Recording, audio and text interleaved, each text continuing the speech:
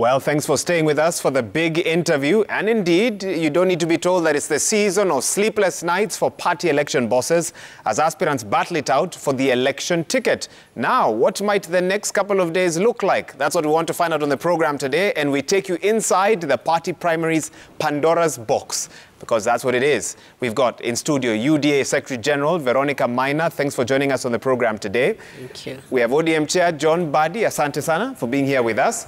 Together with Wiper National Elections Board boss Agatha Solite. Welcome to NEWSNIGHT as well to each of you. And let's talk a little bit about party primaries. Now, in the past, they've been dubbed as, and I'm going to use some of the negative terms, disorganized, shambolic, some even rigged. And you sit here today as drivers of party primaries in your respective parties. Let me start with you, Veronica.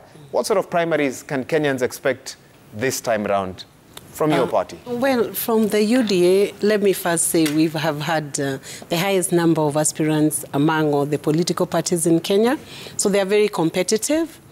And you can expect that the party has done everything possible to make sure that we have organized primaries. We have dispatched our non-strategic materials. We are getting set at the counties. The ROs and the POs have been appointed. And we are still sorting out the list of where there is contention. We are believing and trusting that our aspirants will be very peaceful when they are voting. And if there are any issues, they can always escalate them with us. So we are expecting primaries that will be credible, free, fair, transparent.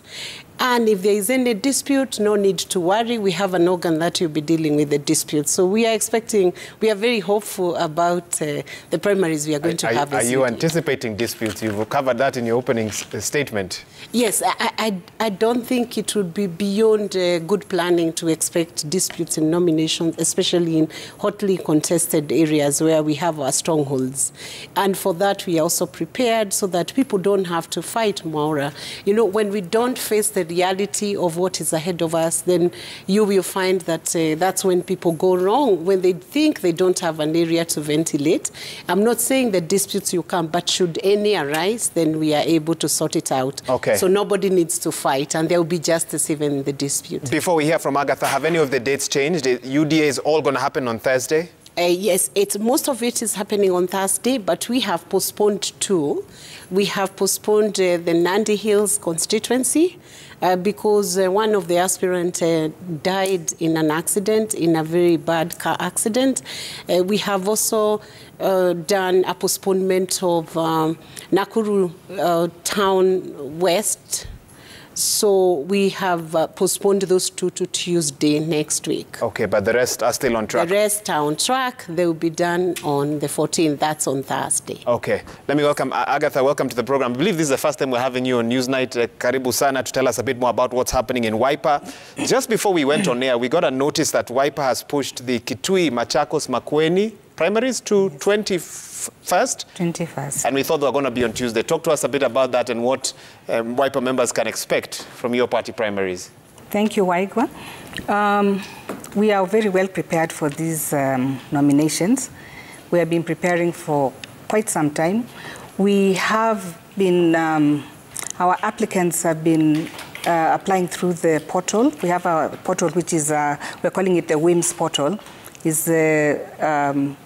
It's an integrated election management system. Mm-hmm. So what we did is after we advertised, all our applicants applied, and after that we did all the vetting and all, which was a very seamless exercise because somebody did not have to travel from Turkana or Kitui or wherever they were. They just had to log in to the portal and apply. So we had a lot of compliments actually from our aspirants because they said it was very easy for them.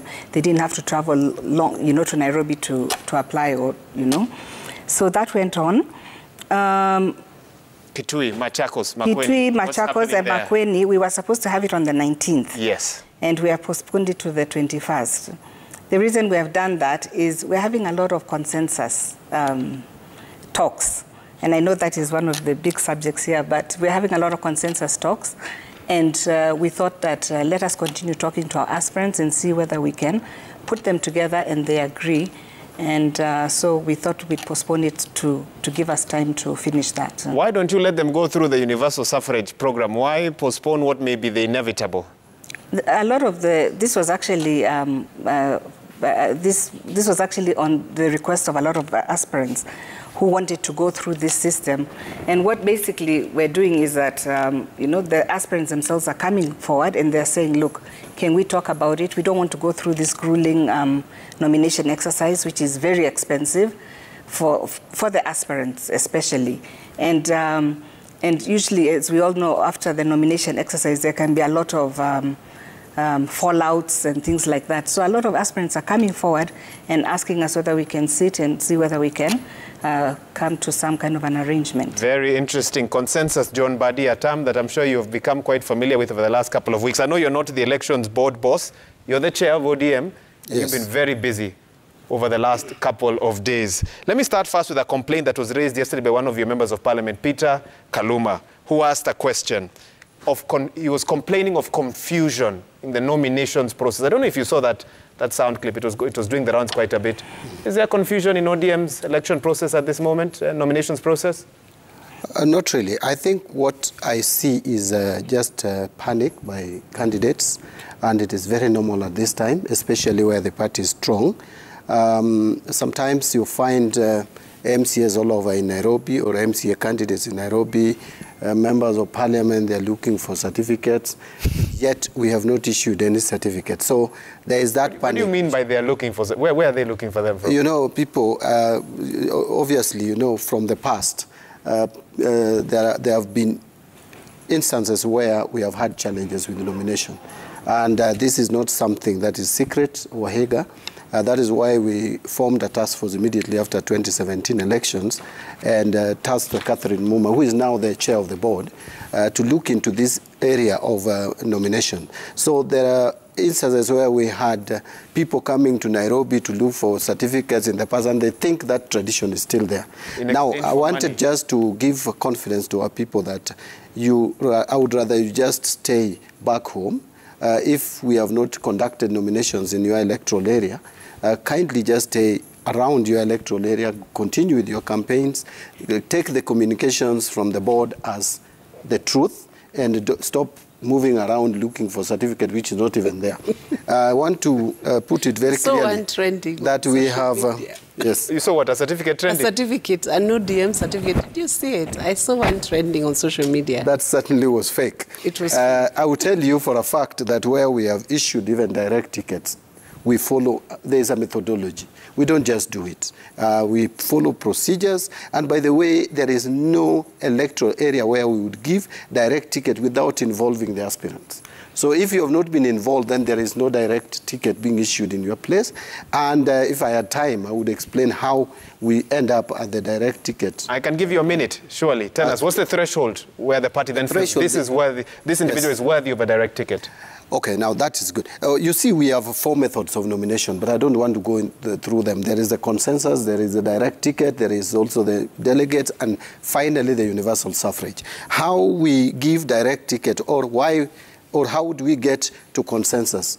This, we have done a scientific survey, and we have done not one. The minimum we have done in electoral areas are 2, but some we have even done 3. Polls. What you're talking about, okay. Yes. Conducted by who? Conducted by different polling firms. I don't want to go on air and mention them. You don't have to. It's necessary. But we have done a poll, some areas 3, some 2. Minimum is 2.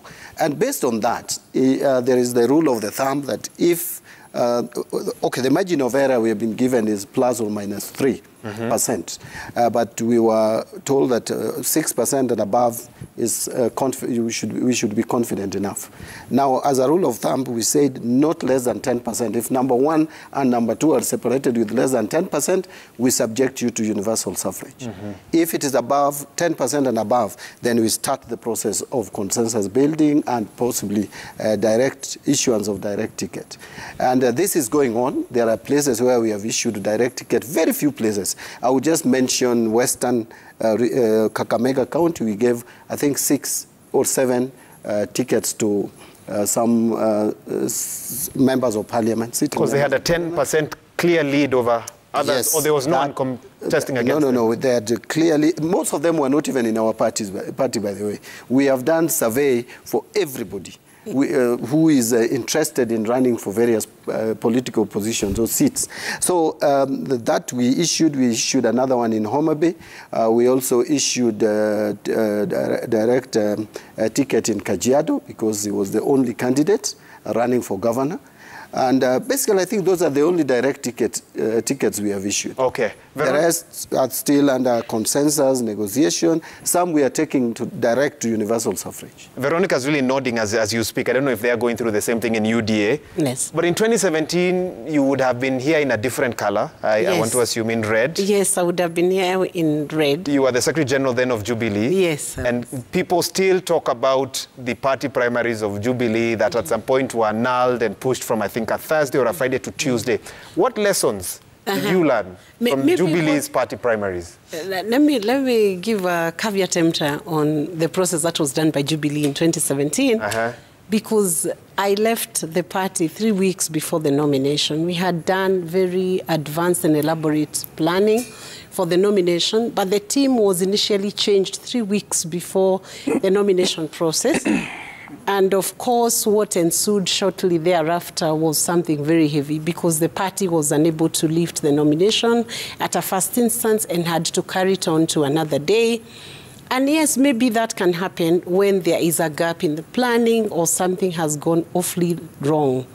So I wasn't there. But the lessons we learned during that time, because I was a member of Jubilee and I was also the deputy chair of Jubilee, was that number one, planning must be seamless. And the teams that are working around and the coordination that is required from the Secretariat to the NEB, to the counties, the coordination teams at the county, the appointment of the officials, the financing part of it, all of it must be smooth and seamless and must not be interfered with by outsiders. So when you have a team planning inside, then you must give them the full mandate to carry the task to completion. Did external interference affect Jubilee's nomination? Not external interference as such. When there was a change of the teams, first of all, when a new team comes in, it will take a little bit of time to acclimatize to the planning system or begin planning within a very short time.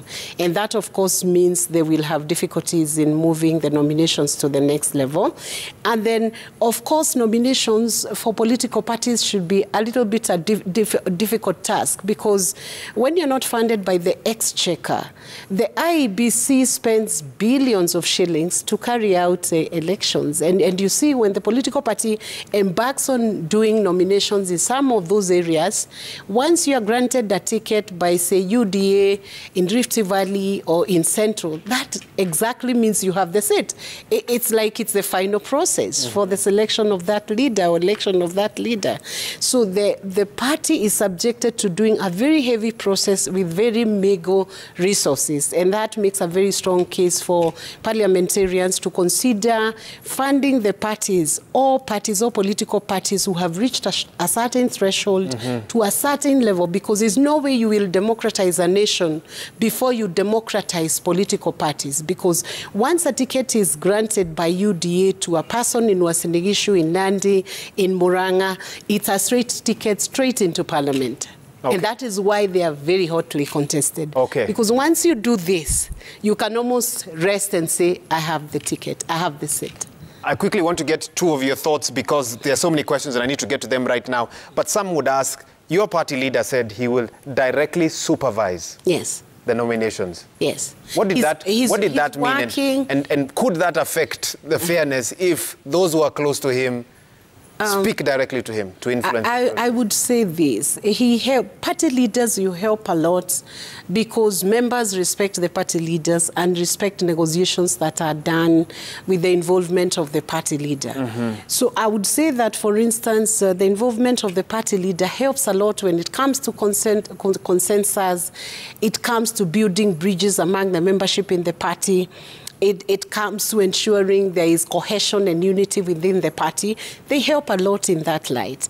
But I must say, for instance, in UDA, the National Elections Board has the full mandate, has done extensive work in planning. Out all the planning that is done, 95% of that planning is carried out by the board. If it needs the support of the secretariat, we get to do that. I am sure you have seen our party leader. He's very busy doing his campaign across the breadth of this country. So the organs of the party get to hold the structure firm. For instance, you will not find him registering any aspirant. Those are systems that are being run by the secretariat. He's not the one conducting the interviews if we have any nominations by way of interviews. You will only find, for instance, he has done consensus discussions with members of the party or aspirants in the party. Agatha, you can jump in now. You talked about moving the party primaries in Machakos, Makueni, Kitui. You're looking for consensus. If you get this consensus, what is in store for those who shelve their political ambitions? What do you promise them? Well, I can't say what we are promising, because these negotiations are done, you know, by the party leader, by the other party organs and all that. But what I can say about anybody who, I will not call it shelve their political ambitions, because by the time we reach a consensus, that person has to have agreed that they are not going to go ahead and participate in the party primaries. So I will not say that they have shelved their political ambitions. But you can't quite say what happens to them thereafter in this process. There's so many things that they can do within the party, isn't it? There are many positions within the party they can be offered. But I cannot say that there's a specific position or something that they can be offered. But for them to agree to, as you call it, shelve their political ambitions, they have to agree. Nobody's being forced. And if they do not agree for the consensus, we go for the nomination. Do you feel that consensus route is a fair method of internal party nominations? Yes. For those who question, they are seeing it happening everywhere. We are seeing handshakes happening all over the place. Is that a fair method? It is. It is. Because we have like Honorable Mbadi was saying, there are 4 ways we can choose a candidate for a party. So it's in our nomination rules. So we have all those options. And if consensus fails, then we go to universal suffrage. Yes. I mentioned I'm getting lots of questions. Let me start picking some of them. I've gotten a message here from someone who sent me the nominations for, I think it's Siaya, Homa Bay, John Mbadi. And they're saying, kindly ask Mbadi, in Homa Bay, elections will not be conducted in Kasipul, Homa Bay Town, Rangwe, Kabondo, Kasipul, and Suba North. Will they issue tickets there? I don't know if that is true or not, because they are saying they won't conduct nominations in those constituencies. What do you know? I think it's basing it on the communication that came from the board today or yesterday, which spelled out areas where there will be nominations on 14th in Homa Bay County. That is for all the positions of the members of county assemblies, the 40 of them. There will also be nominations for member of parliament for Karachuonyo constituency, Ndewa constituency. There will also be nomination for the woman rep and also the senator, I think. Now, the reason why these 2 constituencies, Karachuonyo and Ndewa, if you look at our opinion polls, which I didn't carry to share around, and I'm not at liberty to share it liberally, the gap, the margin is so close. And then again, looking at other candidates in other political outfits, they have a sizable number of also following. Maybe in Azimio, but not in ODM. And there are a number of undecided voters. So in that case, you are not so clear who is the most popular candidate. And so you would want to subject them to nomination. Now, these other constituencies, the gap is a bit wider. So we are still consulting as a party to see if these members can agree based on what we have as the survey that I talked about. And it's not just one survey. We have, for Homa Bay County, I know we have done 3 opinion polls. One was just done a few days ago. So we would sit them down and tell them, look at what is on the table. And by the way, I would just give you an example of Busia. Busia, our opinion polls has just been confirmed at the ballot. And we sat these people down and Your opinion polls had Polo Tuoma, Dr. Polo Tuoma leading. Exactly. Twice or thrice? How many times did you conduct that? I think we did twice. But the latest opinion poll that was done in March, if I will give you the percentages and you look at the votes that Utuma got, the 49,000 against 30,000 and others, it is just the same. So I will tell you that if we can also give, we need to have confidence in our institutions. I know it takes time to build that confidence. Something that you asked my sister, which I may add my voice to on, is what happens to those who are not going to be the favored ones? What do you promise them? What do you promise them? Now, two things. Number one, you know, when you are getting into an election, it is a risk you are taking. And only one person will win. So even if we took you to the ballot and you are 8, not all of you will win. So 7 people will lose out. So it depends at what point you are losing out. You are probably losing out at the consensus stage, or you are losing out at the ballot. 2, if we manage to form government and you have qualifications that are required, you may be given an appointment. I don't want to give a blanket promise that people will be absorbed in government, because probably you don't have what it takes to be in the government. We are not just going to pick every Dick and Harry in the street and give them seats because they showed interest in running in our ticket. You will only be given appointment when we form government if you qualify for those positions. That one, Veronica, agrees with you. Before you jump in, hold that thought, Buddy. Mombasa, consensus? Mombasa, or universal suffrage? Again, Mombasa, and this is where I want. By the way, we have done the MCA seats in Mombasa. You finished? We are finished. Now, and that was universal suffrage. And by the way, we are the only party, I don't know what they are going to do, but we are the only party which is doing elections or nominations electronically. We are almost paperless. Now, we are not printing any more ballot boxes and papers. Briefly, now you're eating into her time. Tell me, Mombasa, on Mombasa, for the gubernatorial, I would tell you that our opinion polls have tended to take the same trajectory. And the gap is so big. We are trying to persuade one of our candidates, and I don't want to mention the name on air, to just accept that this other candidate is more popular. But if it reaches the dead end, then we know what to do. The same day we did with Busia. Let them go to the polls. Universal suffrage. If we reach that dead end. Veronica, Kericho. Yes. Are you looking for consensus there, or will you leave? No, we want to do universal suffrage, because this is one of the areas where the vote is very contested. It's a very contested area, and we want everybody to walk away feeling that they have experienced a democratic process, and everybody feels that they are very popular in their zone. So we will allow them to face the voter, and the voter will give us the best candidate for the day. Okay. Now, coming to one more. Wasing issue. Yes, Wasing issue. We saw rumors on social media. There's a drive for consensus there. No, there is no drive for consensus, especially on governor. Actually, on all positions. We are going for universal suffrage, and you will see it on Thursday. People will walk into polling centers and they will vote in the leader of their choice. Okay. So there is not going to be a consensus. Now give us your other point, proceed. Now, my other point is, while Honorable Mbande is talking about the electronic voting, I've actually seen 2 small monitors in Taita, in a station in Taita. I haven't seen any more of equipment. Maybe you could tell the nation what kind of infrastructure they have for this. How big is it? How are they funding it? What is the source of funding this level of... because IBC has not reached that standard. You know, IBC does a hybrid system where it's partly manual and it's partly electronic. And whether have your membership accepted that they can actually vote electronically, and it's not...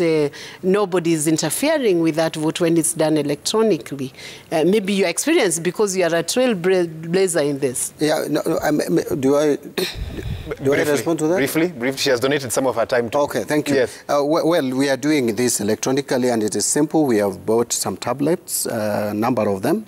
I can't tell you where we bought it because you're our competitor, but we bought the tablet, and when you walk into the polling station, there is still a bit of manual. There is a register which is printed out and placed there. You walk in with your ID, your name is crossed, then you proceed to the booth where you now don't get the ballot papers. There is a gadget there. You will key in your ID number, and the photos of the candidate you want to vote for comes out or pops out. You click, It goes, you move to the next, like that, until you send.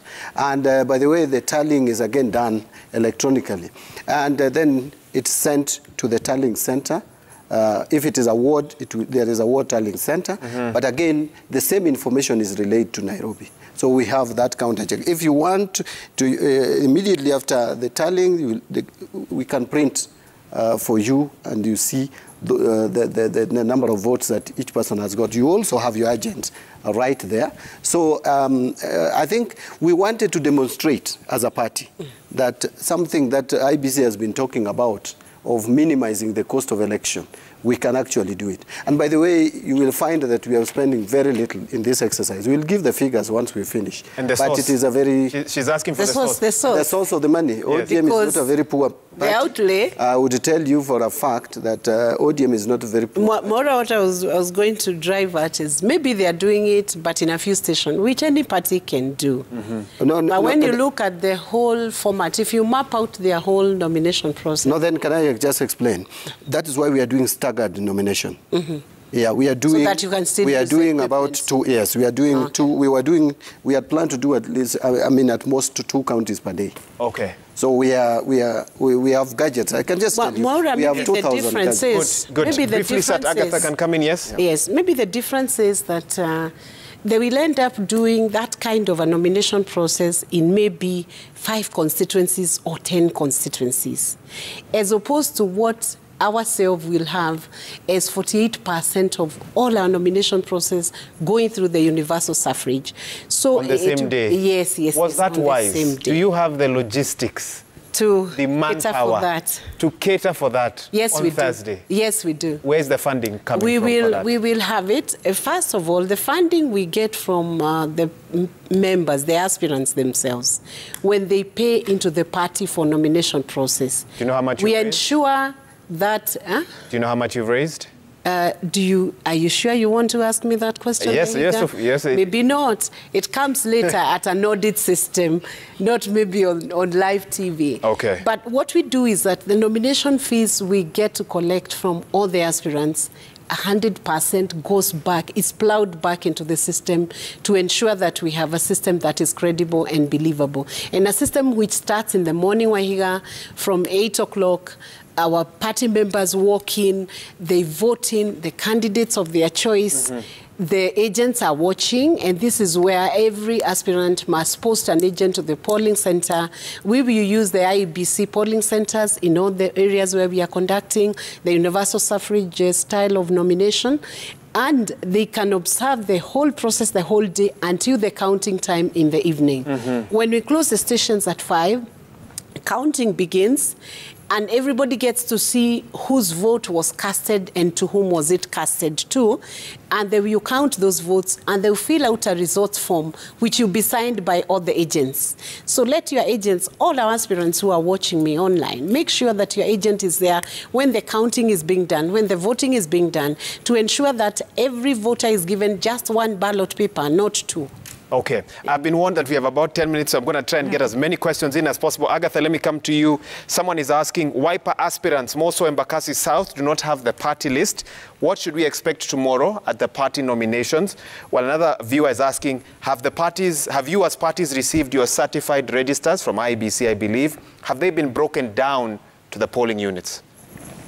We're going to be using our party registers tomorrow. And they're certified by ORPP, not IEBC, yeah? So that is what we shall be using tomorrow. And they are broken down according to the polling stations. So that's what we'll be using tomorrow in Embakasi South and the other nominations that we're doing. But you asked earlier about what have we done differently from 2013 and what lessons have we learned from 2017? Yes. Incidentally, our Wiper nominations in 2017 were voted by PPDT as being the best because we had the least disputes. So it actually showed that our processes were very good, and there was basically our aspirants were satisfied with the results. So what have we been doing this time to prepare? We adopt a very consultative type of method. We are in constant touch with our aspirants. Last Wednesday, we had a big convention at Bomas of Kenya where we had all our aspirants, and we took them through the whole process, the rules, what they should do, what they should not do, and that kind of a thing. And it was, we had almost a whole day at Bomas, and that was very good, because even after that, we had a very elaborate question and answer so that they could air out their challenges or their views. They could give us suggestions and that kind of a thing. So our approach is very consultative. In terms of the process, we also have electronic system of transmitting the results. After the polling has been done, the votes will be counted. We have all the agents. Each aspirant is allowed to have one agent in the polling center. Okay. Yeah. Once the results are announced, all the agents will sign a form. That form, we shall take a picture of it, and it shall be transmitted to our WIMS, the system I was telling you. So we'll be able to see the results on real-time basis for each polling station. And I think that's very important information for aspirants to have. Mombasa is on tomorrow, I believe. Yes. Gubernatorial? No. Contest? No. No. We saw the name of former Nairobi Governor Mike Sonko in a list that we believe was submitted by Wiper. Is he one of your aspirants? Yes, we submitted his name to IBC on the 9th. For what reason? Gubernatorial. Okay. Mombasa gubernatorial. So there's no contest there, is that what you're saying? Or? Well, we do have another aspirant, Ali Mbogo, who is also submitted his papers for gubernatorial. So we have two of them. So we are in consultation with them. And as I say, we're trying to reach a consensus. If we do not do that, then we shall go for the contest. Tell me this, do you see the chance of consensus in Kitui or Machakos? Our political experts here speak of very high stakes races in both those two counties, especially for the gubernatorial ticket for Wiper. Yeah, for as far as the National Elections Board is concerned, we are continuing and planning for the gubernatorial election for both Machakos and Kitui. We are going on ahead. You are going on ahead? Yes. My last question, because as I mentioned, our time is running out. What register, John Buddy, are you using this time round? And I want to hear from Veronica as well on the same. The register we are using is that of the parties certified by Office of the Register of Political Parties. And we have calibrated our gadgets so that when you go to a polling station, because we are merging polling stations, you will find your name right there. You will not miss your name and go to another polling station. So Waiga, our register is certified.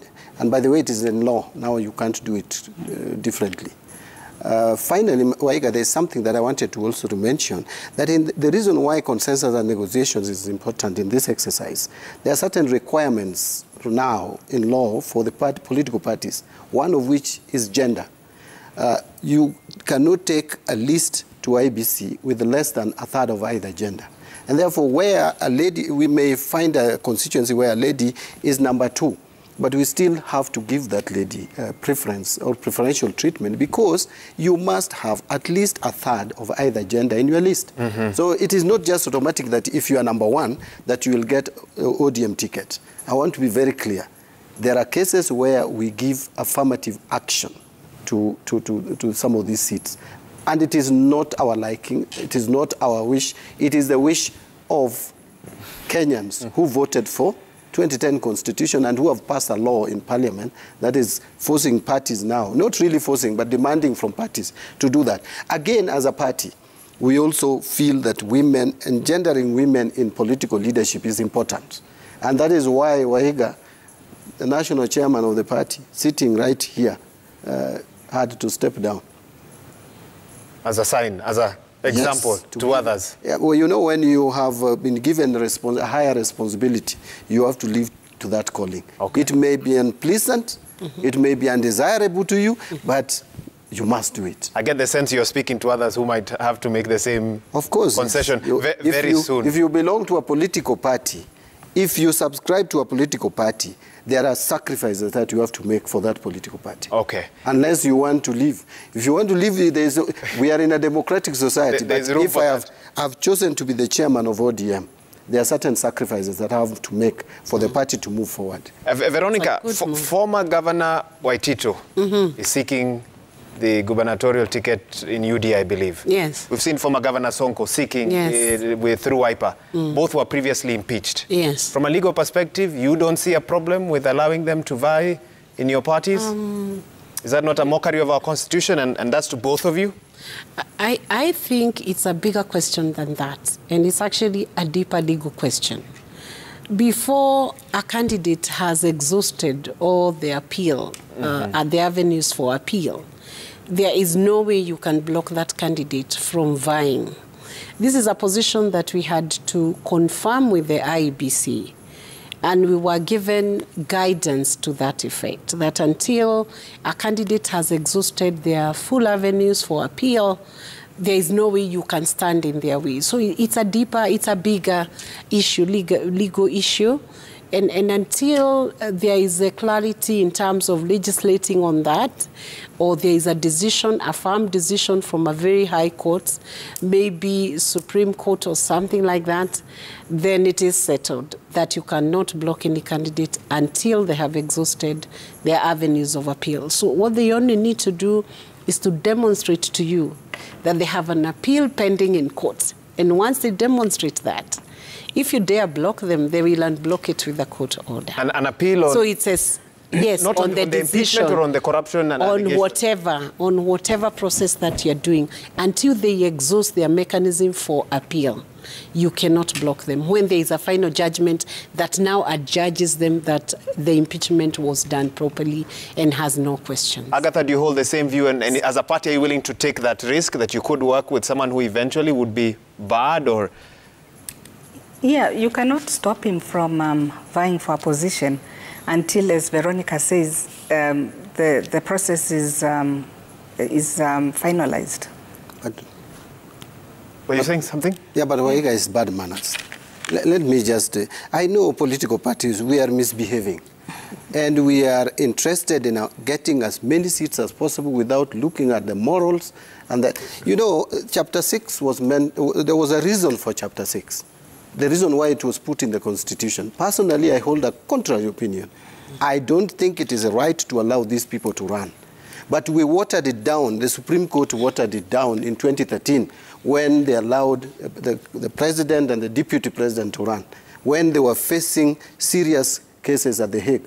That is where the rain started beating us. But are there aspirants keen to get the ODM ticket or the ASIM? I'm saying, that is why I'm saying it is bad manners for the party. Parties. We have forms, including my ODM party. We have a declaration form where we state whether you have cases in court. What is it for? Now, if we cannot use that to bar, challenge is actually... if we cannot use that to bar a candidate, I'm not saying my party is doing it differently. Yes. It is bad manners for political parties, and I think that we need to talk about this thing openly and say we need to change as political parties. I'm actually out of time, so I'll give you a minute. How do you allow someone to be elected today, when he's facing we are out of time. You have 1 minute, Veronica, to finish it up. Okay. Yeah. I think because of the constraint of time, you will call us when there is enough time. But let me take this opportunity to ask our aspirants who are facing the ballot on Thursday to know that the party will be fair.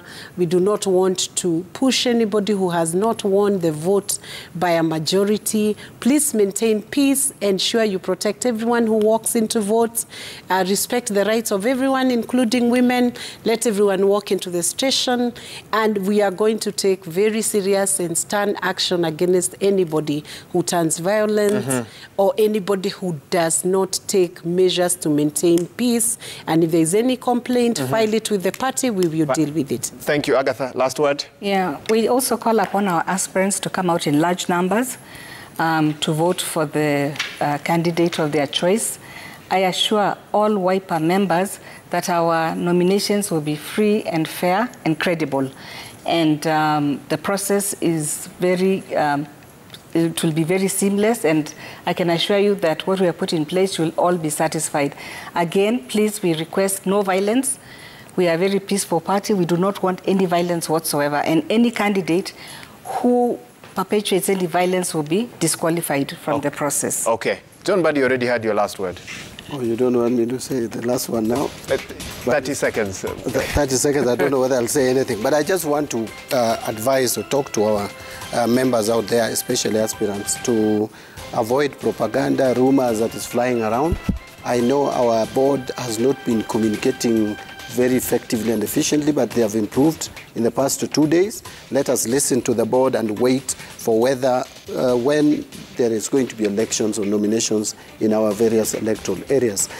Just when we start the process of consensus, does not conclude the process. Yes. So I don't see why our aspirants would go and incite people to start demonstrating when we're just starting the process. No one will be forced with these processes. Let us give the processes a chance. They are within our nomination rules and regulations. And we are going to have to wrap it up there. Thank you so much. And we'll have them on, I believe, in the next week or two to do a post-mortem. That was well, John Buddy's been overseeing a few nominations here and there, but the bulk of them, we get into them moving forward for the next week or so.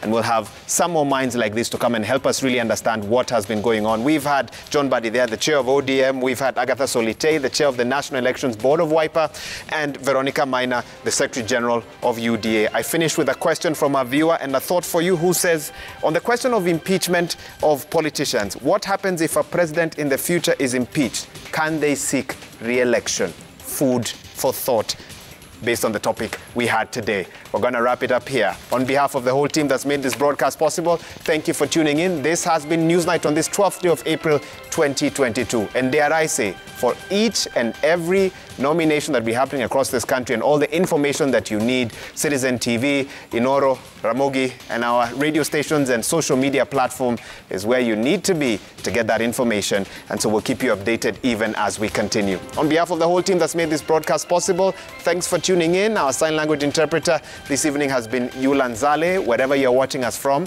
have a good night. Stay safe. We'll see you soon. Goodbye.